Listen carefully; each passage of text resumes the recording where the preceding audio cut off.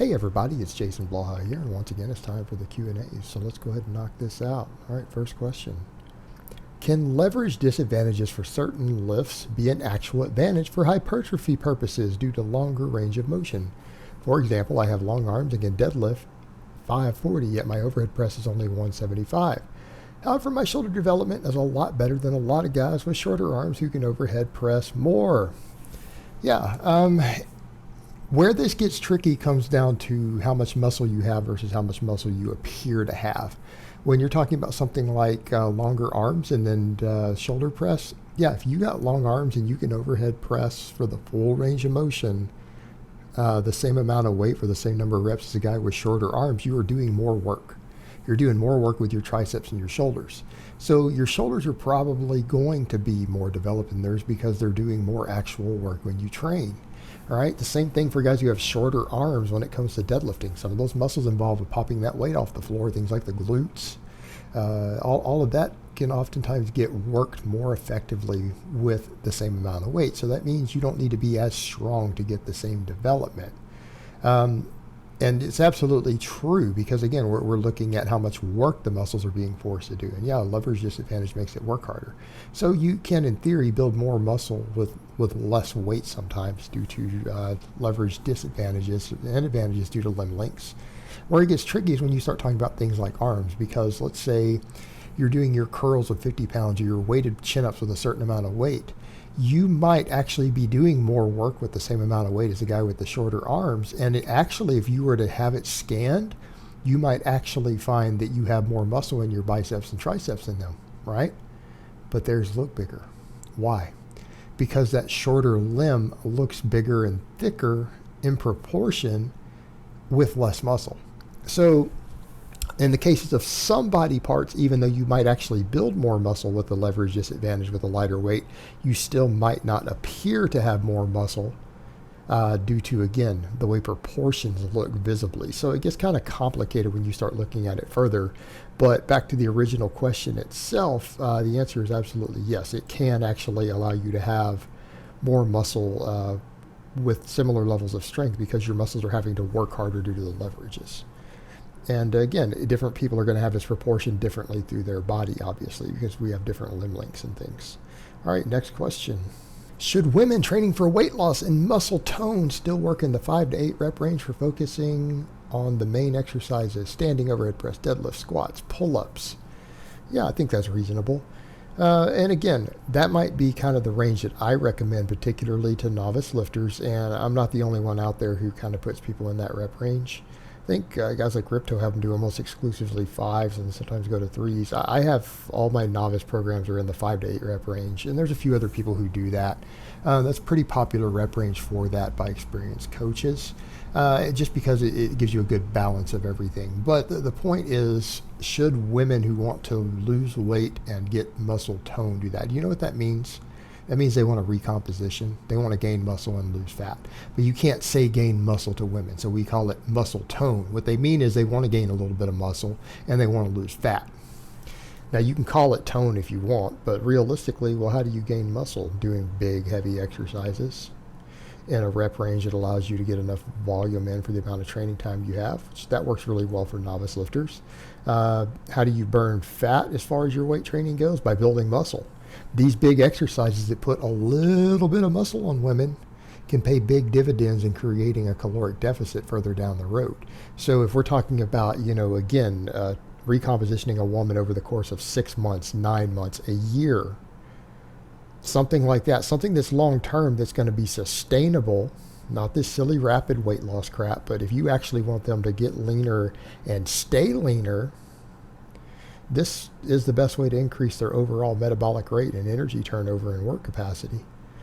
So that's going to allow them to burn more overall calories. Well, burning more overall calories and being able to continue to do so for years on end can work wonders for keeping the weight off. So yes, I agree this is exactly what they need to be doing. I think it's pretty much ideal. All right, next question. Hey man, you've promoted the old school rep scheme of start at 5 reps with weight. When you reach 8 reps, go back to 5, add weight, and repeat. My question is, what and how much benefit would there be to following that program but with 3 sets instead of just 1? Cheers, Jason. Look, when I actually broke that down, what I said is that people could do it with as few as 1 set, but 3 sets actually works pretty good too. So I think realistically, training volume being improved, obviously you're going to gain more potential muscle doing the 3 sets. It's going to have more total workload. And let's say you're doing each of these lifts 3 times a week. You're talking about 3 sets versus 9 sets. Well, 9 sets on a big compound movement done every week is actually pretty solid muscle growth stimulation for most people. In some cases, depending on overlapping muscle groups due to big compound movements, you might be reaching near pretty much maximal muscle growth versus something that is going to be submaximal. So, I mean, your question is how much benefit? I don't think we can quantify that. We can't quantify that. I don't know. I've seen some studies showing as much as 30 to 40% more muscle gain as a result of doing multiple work sets instead of one. So yeah, I mean, realistically, you probably could gain 30 to 40% more muscle per month. You know, you probably could doing that. So it's a matter of balancing it out. But I think that's actually a good place to start, is actually around 3 sets done, say 3 times a week, using a protocol like this on at least all your big exercises. I think that's a real good starting point. And I think you're probably going to make pretty solid gains doing that, as long as progressive overload is there, almost irrespective of where you are in your progress. So I think, yeah, 3 sets done 3 times a week, probably pretty good for this protocol for most people. And that's usually how a lot of the old school guys did it, and they had great success doing that as well. All right, next question.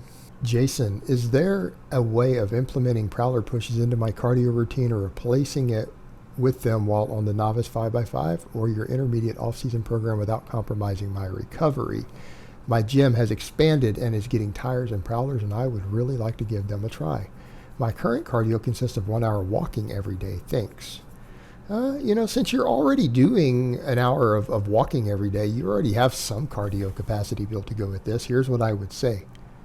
The only way you're going to be able to add in, say, prowler pushes without interfering with, particularly with your lower body recovery, like your squat and deadlift recovery, you're going to have to add it in very, very, very gradually. In other words, you need to be looking at what's the minimum amount I can do, right? And that might be just literally doing 1 push of the prowler every week, for whatever your 20 or 30 yards. It literally might only be 30 seconds of prowler work every week. And then you build it up from there. Because again, when you're dealing with stuff like this, there's a lot of potential recovery issues unless you add it in gradually. Now, if you add it in gradually enough, you can probably build it up to a pretty decent amount of work capacity without really interfering. But the operative word there being gradual. As soon as you start throwing a new serious training stress at you, because again, prowler pushes and things like that can get real tiring very, very quickly.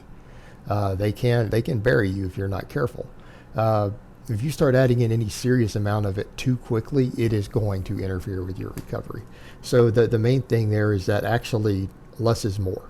Start with the least amount you think you can get away with and just build it up slowly. And if you have any doubt about how fast should I increase the workload of it, go with the lesser amount. You'd probably be better off. Build your conditioning up over time if you don't want to interfere with your strength gains. All right, next question. Hi, Jason. Please answer. I'm really desperate to understand. If someone were wanting to train 3 different performance elements and only able to train 3 times a week, would you train each element once a week? E.g. high-velocity strength day 1, maximum strength day 2, repetition effort day 3, or is the only way I can think of it possible? Would it be right? If so, wouldn't only training a performance elements once a week be too little to cause adaptation and cause detraining? Or is it just fine as long as the upper threshold fibers motor units are being stimulated frequently regardless of the context of how? Also note, I would be set up into a light, medium, heavy way where the light and medium days would contribute just as training volumes and heavy days would be PR days in the performance elements. I would rotate performance elements around each week so each has their own heavy day. This is all I can perform skills training and cardio without excessive fatigue. Thanks. I don't think you should be training all 3 of those every week. All right. If you want to train them in separate blocks, go ahead. Meaning, let's say you're going to do full body 3 days a week or whatever. Maybe do max strength